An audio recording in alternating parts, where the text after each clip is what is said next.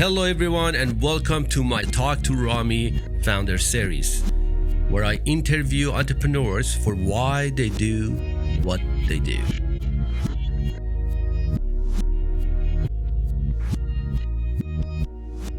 Hello everyone, welcome to another podcast of Talk2Rami. I'm so excited today here because sitting with an amazing person, Mr. Mike Okrent. And did I say it right? Yes, you did. Yes, thank you. You know, Mike and I, we have a lot of stuff in common. He owns his own company. They call it LifeStories. LifeStories Alive. LifeStories Alive. And he's making personal history videos for families that value their heritage, which is important to me and I think a lot of people. He also had his own TED Talk. Am I right? Yes. It was, it was a great thing. So you should check it out. And, and between this is a great one I read about you, that between 1996 and 2000, you interviewed Holocaust survivors. That's amazing for the Steven Spielberg movie. Not for the movie. When he was filming Schindler's List in Poland, survivors were coming up and saying, I have a story I want to tell you. And in his genius, he started what was called the Survivors of the Shoah, which Shoah means Holocaust in Hebrew, the Survivors of the Shoah Visual History Foundation. He did that with the goal of interviewing 50,000 survivors, and we interviewed over 52,000 in 39 languages all over the world. And I was fortunate enough to be trained to interview the survivors in Austin and San Antonio in South Texas. But as you guys, you folks are listening to Mike, he has done so much. And I'm so happy to have you here, and welcome to Talk2Rami. Thank you. It's an honor to be here. Okay, Mike, let's get started. As I said earlier, you and I, we have a lot in common. We both are storytellers, or we kind of pass the stories. But yours is is very unique because you talk with people that nobody talked to them before. The family are coming to you and say, hey, I really want to have my grandparents, my mom or my dad's stories. Can you capture that on the video and audio, and then we can keep it, and it can be good, for the next generation, for the grandkids. How did you come up with this idea? Because it really is very unique. I never saw anything like that. It's a good question that you ask. How I came up with the idea, I had no idea that I was going to be doing this many years ago, but after 25 years in the retail carpet business, which has nothing to do with what I'm doing right now, I got out of that business and I really didn't know what I was going to do. So I hired a business coach, and he sat across from me just like you're sitting across from me now, and he said, make a list of the things that you've done since you were an adult, and they have to fall into both of these categories. You thought you were good at it and you liked it. So if you thought you were good at selling carpet but didn't like it, don't put it on the list. And he says, and next week, come with that list. Okay. So I make a list of 20, 25 things. I can't remember. And I sit across from him, and he says, read each one of those to me slowly. So I said, okay. Being a father, being a husband, doing this, doing this, doing this, doing this, doing this. And when I finished, I looked at him. He says, reread these 3 things. And he gave me those 3 things. So I reread them. And I said, what's going on here? He says, every time you read interviewing Holocaust survivors, you light up. Why? And I told him why I just loved it. It changed my life. It gave me the feeling of being the catalyst that unearthed these stories. And I went on. And then he said, to answer your question, he said, can you make a business doing something like that? And that's when the light bulb went on. And I realized that, yeah, I can. I've learned a process. I could bootstrap it from my home. In Austin, there's plenty of talented videographers and editors that I could hire to do that part of the work, because I don't know how to do that. And that's when I started that in 2005, the end of 2005. How has it been working for you so far? Like, as far as the audience and people, when you approach people, are they open to the suggestion, or? Are people open to it? Yes, they're open to it. The challenge that I have is most people who they ask me to interview of the older generation are humble, and they don't think their stories are important. You and I know that the stories that we hear from our parents and grandparents are priceless. But they have to agree to do it. So are people open to it? Yes, they're open to it. The first thing that I hear when I tell people what I do, or when somebody introduces me, is I always hear this. I always hear, I wished I would have known you X number of years before Grandma or Grandpa died. But now their stories are buried with them.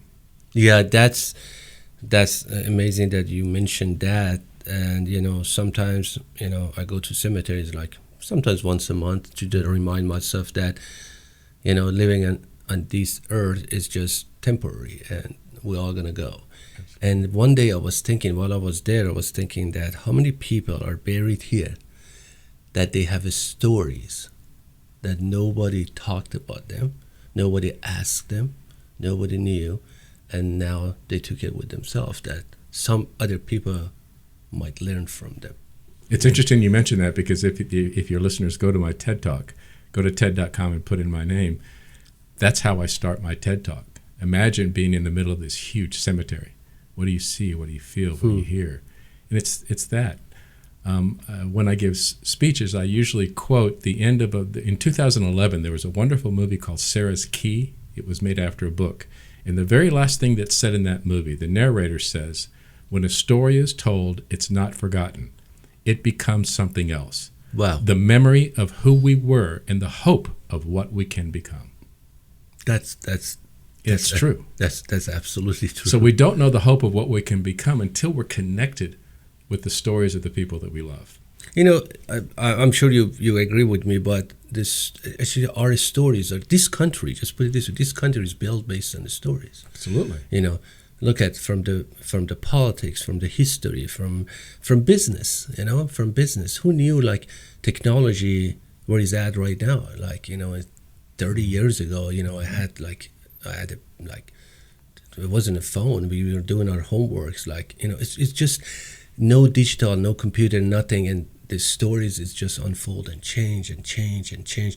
Now imagine what is going to be in the next 30 years. What the process of extraction of the stories, because everybody has a story, but getting them out of them to get to the point that they are open to you, they're going to talk and they're going to go on. That's the hardest part. How you deal with that? How you get that story out of them? Because I'm sure you deal with people that are shy and they might be thinking that, oh, I'm embarrassed by saying that, but there's no such a thing as that. But how you overcome that? Like I had a challenge, and so I have to find a way to get it out of them. Like with a different question, just connected to different points. How you do that? That's a good question, and there's a chapter. I wrote a book in 2017 called "A Conversation You'll Never Forget: A Guide to Capturing a Life Story," and there's a chapter in there called "Sincere Interest and Genuine Curiosity," and that's part of the answer to your question. You have to have sincere interest and genuine curiosity. But you get that out of them by just having conversation, but making it about them. And people have asked me, what's the skill that makes you good at what you do? And the most important skill most people think of in being an interviewer is the questions that you ask. Yes. But it's listening. It's listening. It's listening. You've got to be a good listener. And so to answer your question, I think the main thing is I listen. Because so very few people will listen to somebody as they're talking. And if they listen with sincere interest and genuine curiosity, that person will start to open up. And I don't know what it is about myself, but strangers will start conversation with me, and all of a sudden they're telling me their whole story. I didn't ask. And that's the gift, I can tell you. That's the gift. And, not only listening is important, what you said, I think is in everything. Yeah, Even you're a business, listen to your staff. Especially your business. In your relationship, listen to your wife. Because I had conversation with some of my friends, and they're going through some, marriage challenge, and saying, yeah, she's telling me I'm not a good listener. I said, maybe you're not.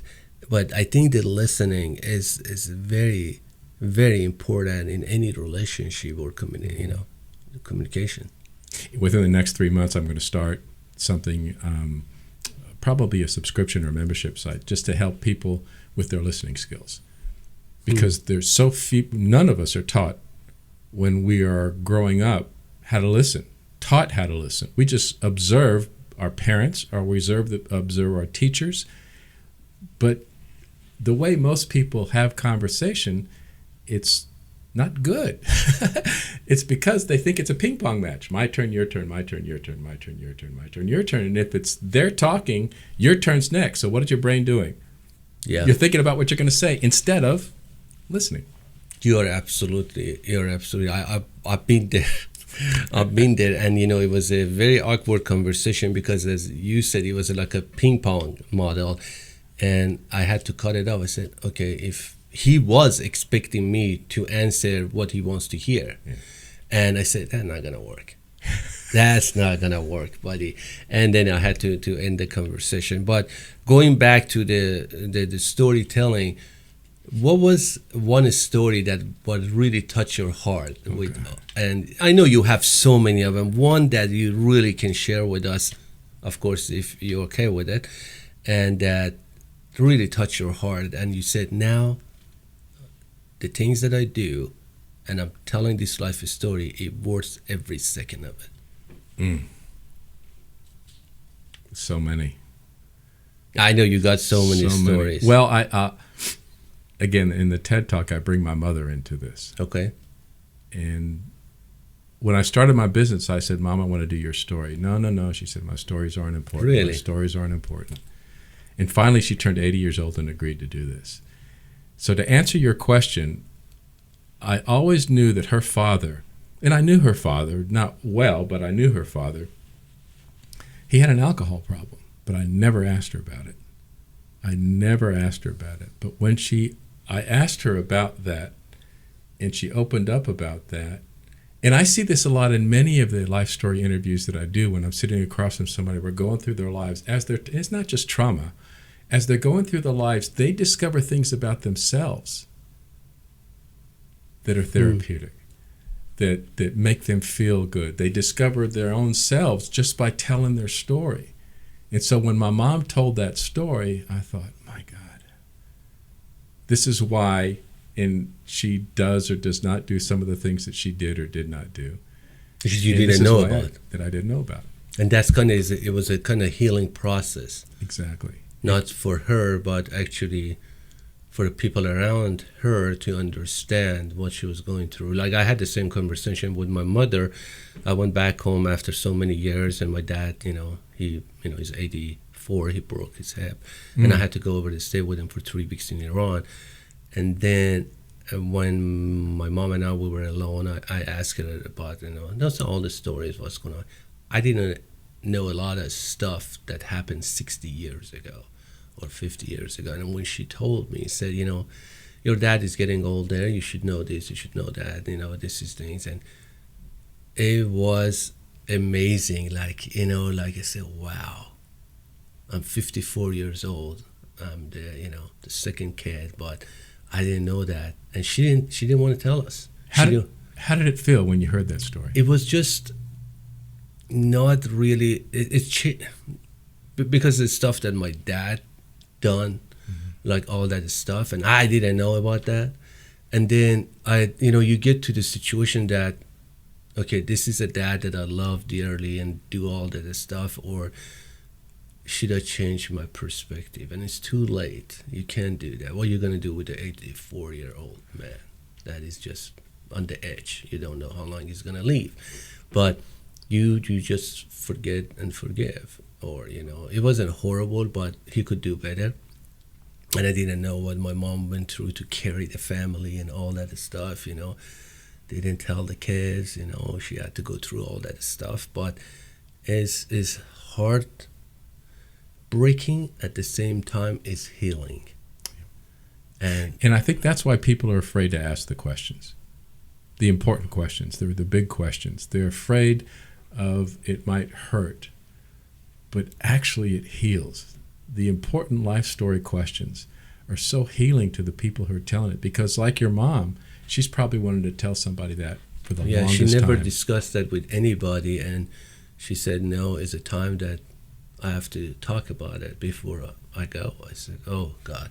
But, it was a good one-on-one conversation, we wept, we cried a little bit, but it was, I think it was important for her to, let me know.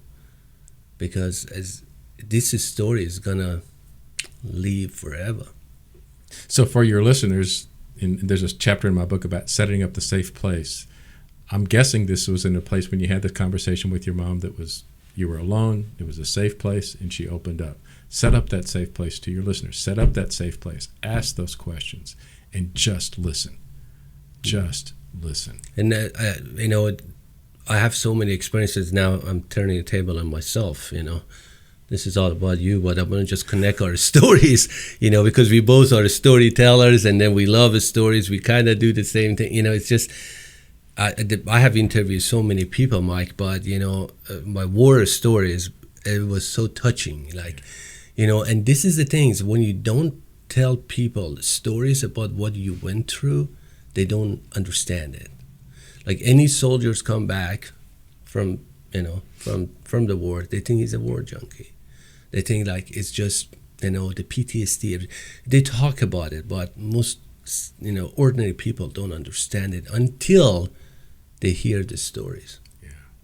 They hear the stories. Have you told your children?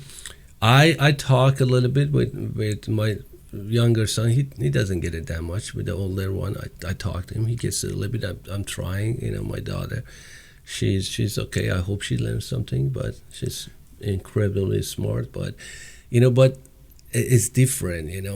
They haven't seen it. They've never been through it. But when you come from that side with different perspective to this side, and then you say, ooh, what's going on? And then you have to adapt to civilized life, but it's tough. Sure. But you do what you do. You have to survive, right? Absolutely. And I've had the honor of interviewing many vets. World War II.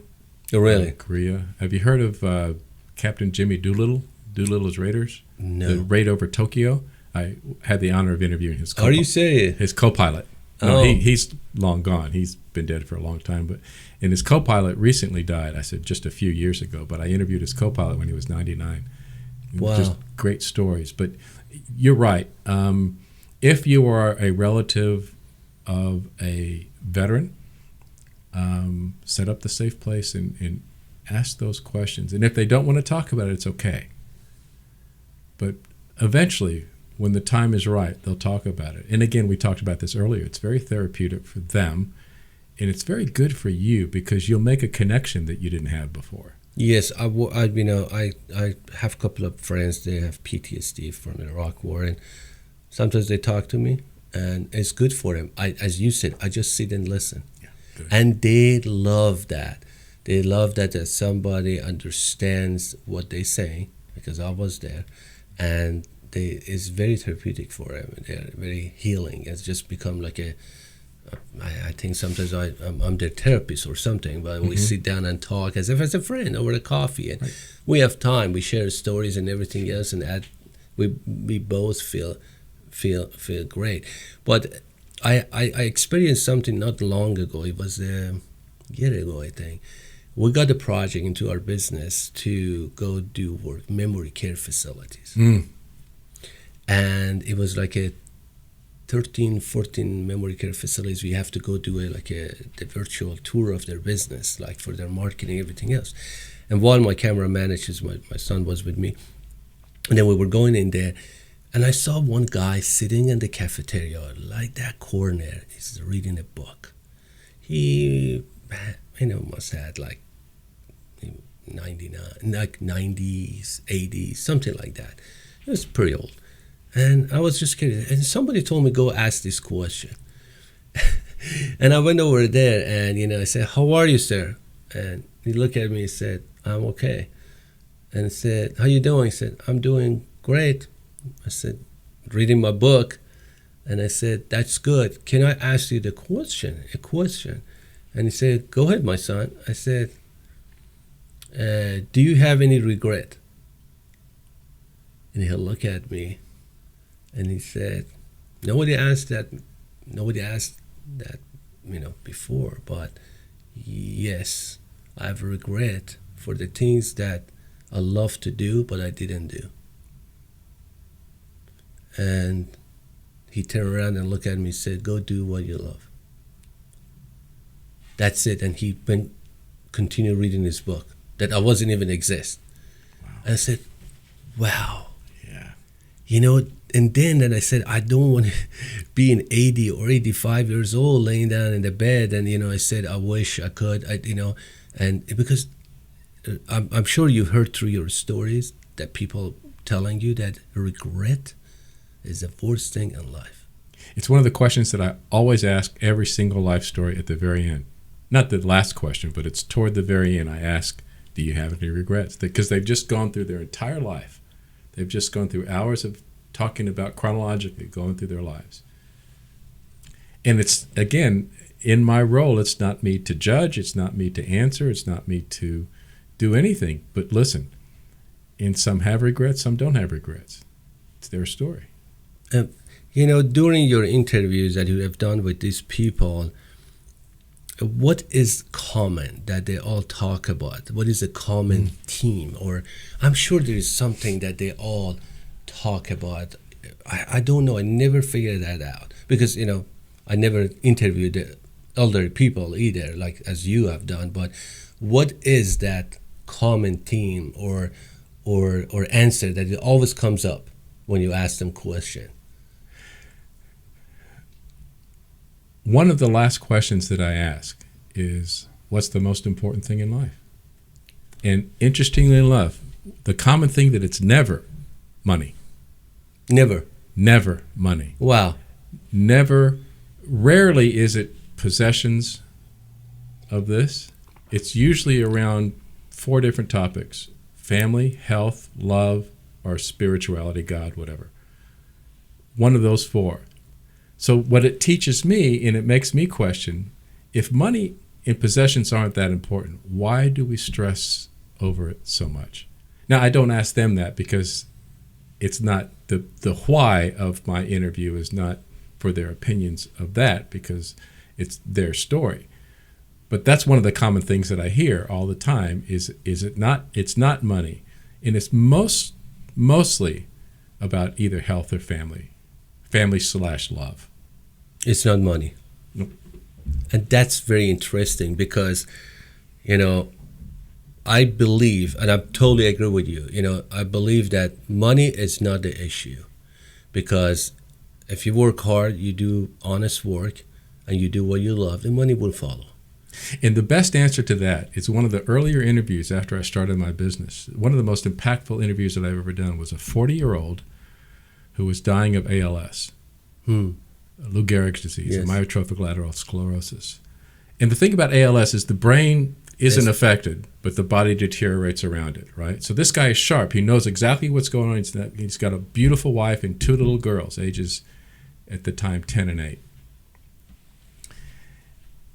And he said, when I asked him about the important things, he said, it doesn't matter what zip code. And this was a very successful real estate agent, commercial real estate agent in his prime, very successful. He says, it doesn't matter what zip code you live in, doesn't matter what car you drive. What matters most is who you love and who loves you. Wow. And he knows his life is going to be over with soon. And if you think about it for a second, that's really true. That's so important. Yeah. It's all about that, because I'm going to ask you, Mike, have you ever seen a U-Haul behind a hearse? Great question. You know what? I've never seen a U-Haul behind a hearse. If you go to cemetery, you will never, ever see a U-Haul behind the hearse. You can't take anything with you. That's awesome. That's the. Can I quote you on that? By Of the way? course. that's the reality, or things that people don't understand. That I don't care if you are Elon Musk. I don't think you're Jeff Bezos. Look at Steve Jobs. What did he take? Really think about it. What did he take? Nothing. The other guy dies from COVID. What did he take? Nothing. What you leave behind is what you do good for others. Right. And then the legacy is now. Your legacy is now, what you do right now. Because I know that people say, yes, I agree that you leave a legacy by your stories and everything else. But, if you go to a cemetery and then you know a guy that it was poor, but he was helping other people, you find that grave in a heartbeat. But it's a guy that he was wealthy and didn't know what it's gonna, people that remember what you have done for them or for the community, for the world, for the country, not how much money you made. It's just simple as that. Like for me, there's no difference between Elon Musk and the carpenter that come here and does my work with the solid work. The difference is the money they make, but the character might be totally different.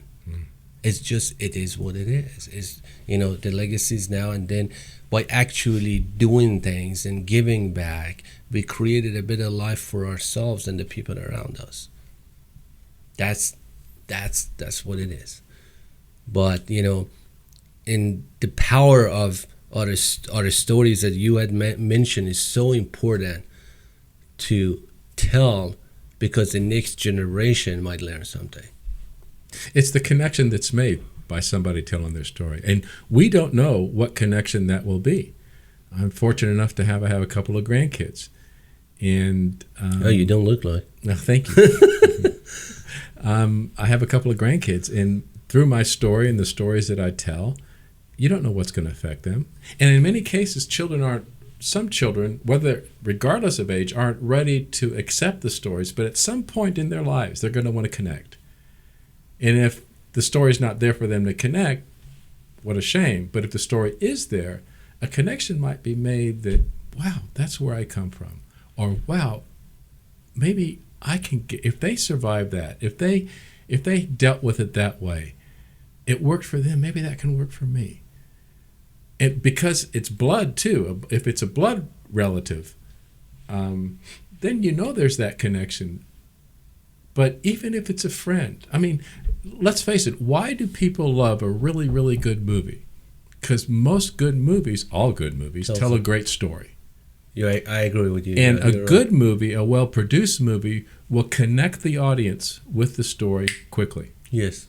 And keep them through the story, right? Joseph Campbell, I don't know if you know of Joseph Campbell, yes. But the story arc that he has that he says that is in every good story, and the hero's journey in every good story. And there's a wonderful documentary that was made that'll explain what Joseph Campbell was all about, called Finding Joe. For your listeners, yeah. They really ought to look up that. It's wonderful. But the stories that we tell, even an everyday person, as you mentioned earlier in this interview, even regular moms, dads, grandmas, and grandpas, they all have stories that will connect us all. And making that connection it's why I do what I do, because it's a rush for me. It is just an absolute rush to know that you are the catalyst sitting across from somebody. And most of these people are strangers up until a few weeks ago, right? Yep. But they're unearthing things about their life they've never told anybody else. That's cool. Have you watched Life is Beautiful? Oh, yeah. That was an amazing movie. Amazing movie. Like, that was really, I connect with that movie and how it was, especially the last part, mm-hmm. that, it was, I watched that movie so many times, because the story behind that movie,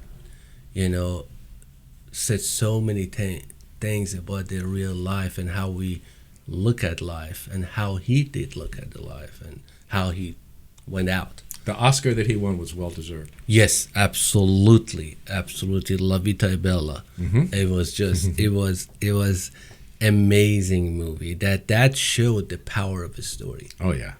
It was amazing. I'm sure a lot of, movies out there that you have watched or you watch or I watch, but the story is very powerful. And Mike, how you want people remember you? What is your story? I hope I have added to people, not just my family, but I hope I've left a mark that will make people smile, that will make people, or I hope people will remember me as somebody who cared, who loved, and who connected. this is how you want people to remember you. That's amazing. Yeah, and with family, it goes a little bit deeper, Yeah. with caring and, as parents, we do the best that we can. Really? And I'm very, very, very fortunate, knocking on wood, that I have two wonderful children who have become very good adults in the community. It makes you feel good like you did something right. And my son is a father. My son is the father of my grandchildren, and he's doing such a great job. I'm so proud of him. And my daughter is a doctor of physical therapy, and she's wonderful as well. And so that's, when you think of what you want to leave behind, if you're a parent, you only look at your children and see how you're doing or how you've done. And it can be challenging. It can be rewarding. I mean, parenting's not It's not an easy thing. It's at not all. easy. I can tell you that. But I hope they can learn something through their parents' stories. Right. And so as a parent, you really should tell your story. Even if they don't ask sometimes. You should just tell them. Yeah. But if they give you the body language that they don't care, then stop. Right. But, as I, mentioned earlier today, your Holocaust was amazing. What did you learn in that interview? Because the Holocaust Holocaust survivor was amazing in a movie and the stories and everything else. You interviewed these people. What did you learn from them? Oh boy! In a word? Yeah, in one word. 2 minutes. In one word, perspective. Really? I think I've had a bad day. I've heard what a bad day is like. I think that this isn't. I didn't make this sale. I didn't do this. Yeah, you're right. What really matters? What That's really important. matters? One Polish survivor that I interviewed, I'll never forget. He told the most horrific story. And Spielberg's organization taught us that 20% of the interview had to be before the war, 20% after the war, because after all, they're survivors. It's not just about the horrors of the war, right?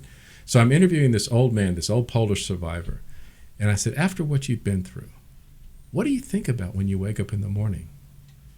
I'll never forget what he says. He said, every morning I look out at my window and the grass growing and the flowers blooming, and I thank God for another day. Oh my God, you're about to make me cry. That's So powerful. what did I learn? Perspective.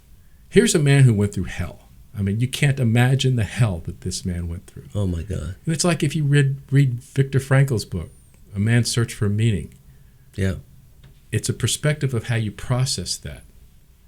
And the mother of a Leadership Austin classmate of mine, she and her sister survived Auschwitz and survived other camps. I interviewed them for Yom HaShoah, the Day of Holocaust Remembrance in 2011.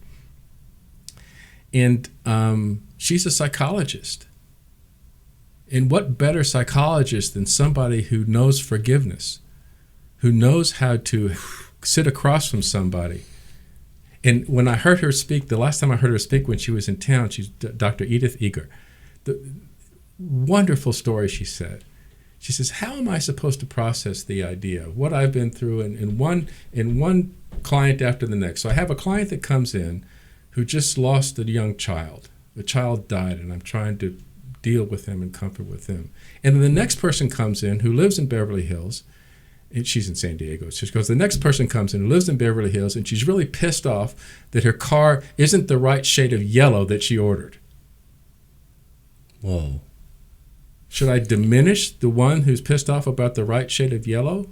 No, she's still upset. So I'm thinking, wow, how do you deal with it? I wouldn't deal well with that at all, No, quite frankly. And you go right back at it as a perspective. Right. Oh my God. So perspective is the word to answer. And when you think about it, it really is everything. And then you just mentioned for this Holocaust person, and then it happened before here in Texas that they said the cold front is coming, and everybody rushed to HEB, and we go run out of the cans and water. So, what the heck these people thinking about? Right. And toilet paper. I know. Good God, how many times can you wipe your rear end? I know. Before you run out. I mean, come on. I said, my God, that's the perspective. But Sorry. no, that's the editor can take that out later. I know, but that's perfect. But Mike, do you want to share anything at the end for my audience and where they can find you, how they can get a hold of you, because your work is amazing and they can really use you to kind of bring their loved ones' stories to life through your work, and that's priceless if you're asking me. And if you guys, people you're listening, you should take advantage of that. Reach out to Mike and let him, tell your loved one the stories, because this is the thing you're gonna carry for the rest of your life. Where they can find you? My website is LifeStoriesAlive.com. There's a contact form you can fill out, and I'd be happy to contact you. I don't mind giving out my cell phone. Go ahead. Please call me, 512-431-8166. I love conversation with people, especially people who care about other people, who want to get that story. And if they don't hire me to do this, it's fine. That's why I wrote the book, for people who want to do it themselves. And I have an online course that helps people do that. But final thoughts, just please listen. Just listen.